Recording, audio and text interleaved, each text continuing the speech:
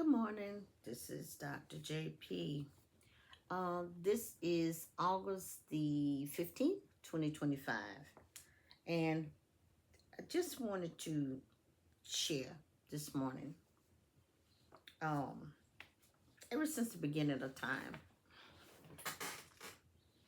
well, I should say ever since the Garden of Eden, um,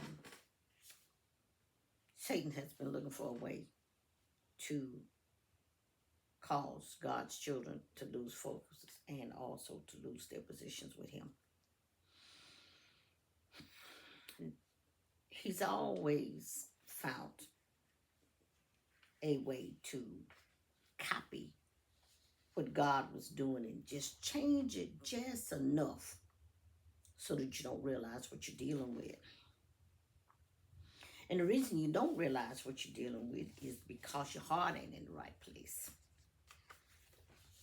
And it's so sad because even with that, and even with bringing penalties upon yourself, it seems like people still do not understand there is a price to pay, and then they get mad at God because they paying the price, but they also the ones that's making the decisions.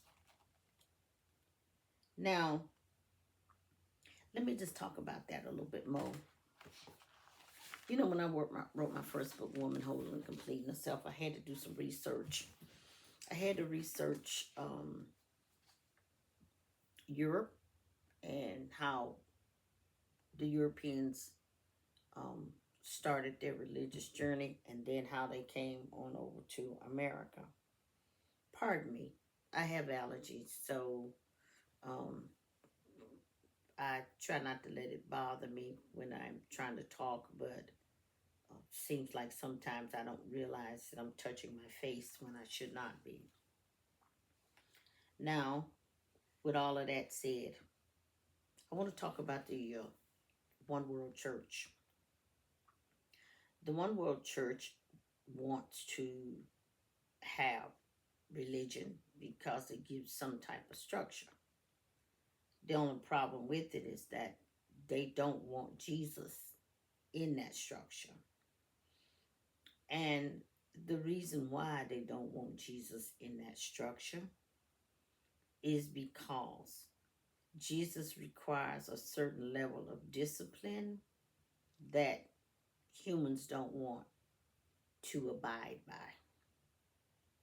They still want to do what they still want to do whatever they want to do and then say that they're forgiven.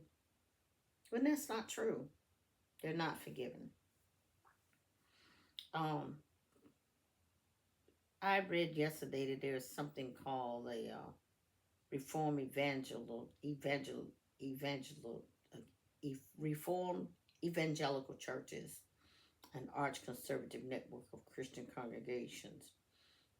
And some of our government officials are members to that. Pete has Saxon one, and Donald Trump obviously believes what they believe. They believe that women should not be allowed to vote. Um, they embrace the patriarchal and Christian nationalism. And I think for the average American and the average, probably the average American, um, if you want to have an idea of what that looks like, um, read up on the ancient Puritans, because the Puritans that founded America, women had no rights. They were good for one thing, and that was serving the needs of men. And this is pretty much what this represents as well. Because when you take away the woman's right to vote, then you're taking away her opinion. Um, when you embrace a patriarchal society, um, men work, women stay at home, have babies. Then you embrace the fact that women are only good for one thing, and that is a man's sexual needs, cleaning, cooking, and giving him a baby if he decides he wants one. Now, the other problem with that too is that it brings us to a place in society when also a man feels that a woman has no value or very little value. Her definitely her opinion is one that does not have value.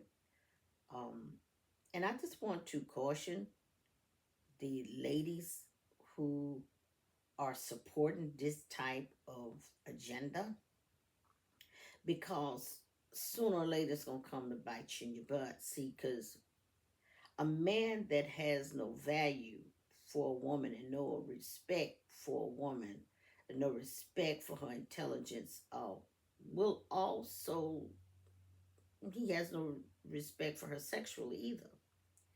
And your children are in danger of somebody like that.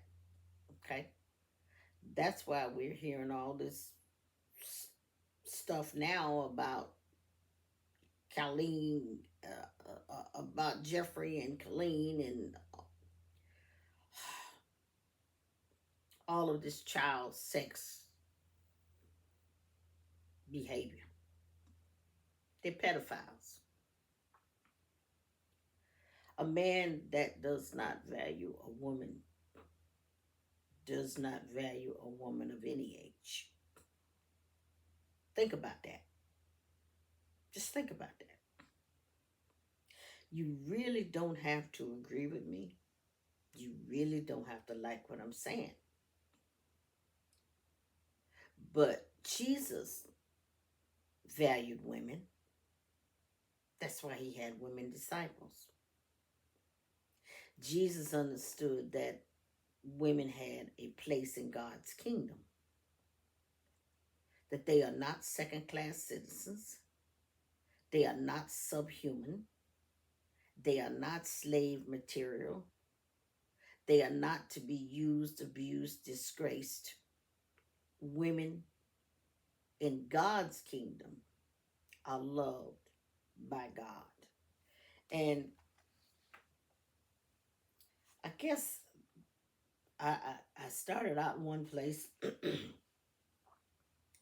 ended up in someplace else. So I think I have just jumped into a whole nother topic. But these are two different types of beliefs. Two different types of beliefs. One, a real Christian worships God and follows Christ's principles. Those who call themselves Christians, they worship themselves. They worship their flesh. They are not children of the Most High God. They are perpetrating a fraud. Now, with all that said, it takes me back to the Garden of Eden where I started. Cain got tricked. Because he got tricked, his descendants are being tricked right now today. How do you know who Cain's descendants is? Well, you can tell it by their behavior. Anytime you think that you have a right to rape, rob, steal another person's land, whatever it is, the Bible calls it covenantness. Okay, they also calls it stealing.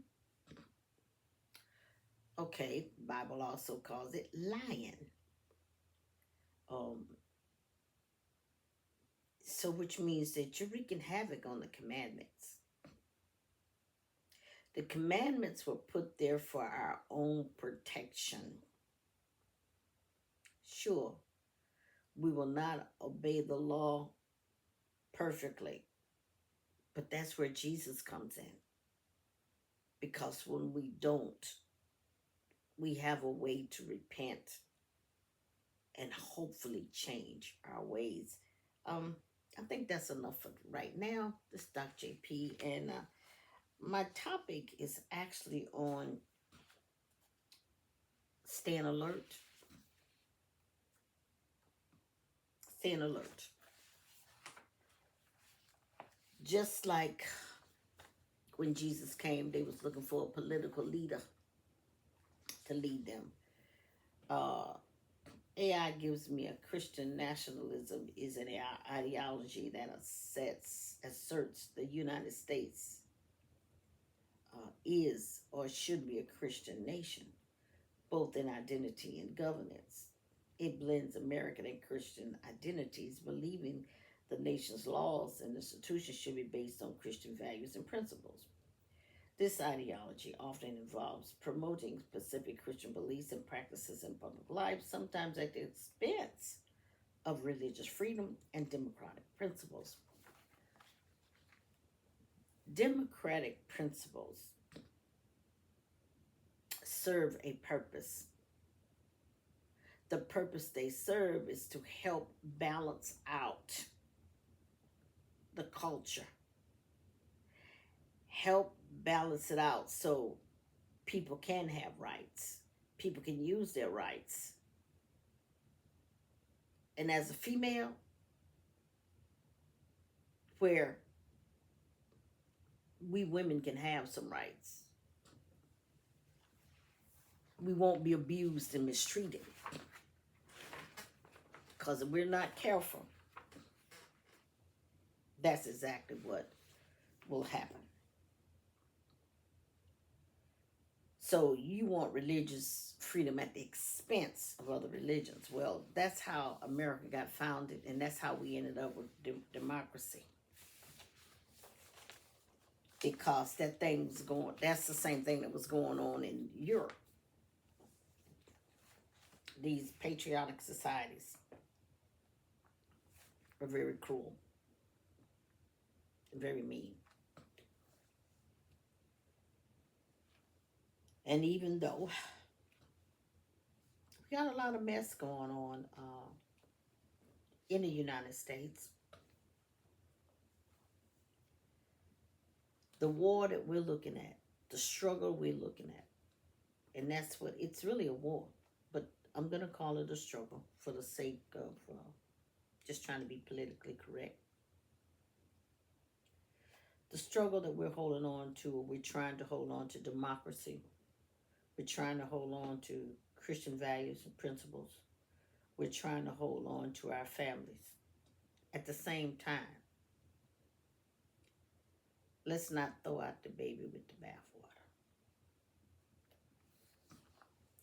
Let's not lose our rights to freedom and democracy because we don't like how other people think, other people live, or other people pray. See, that's between them and God. Whatever they do, it's between them and God. But those that claim to be Christians, whatever we do, that's between us and Christ. And we're going to talk more about that in my next conversation.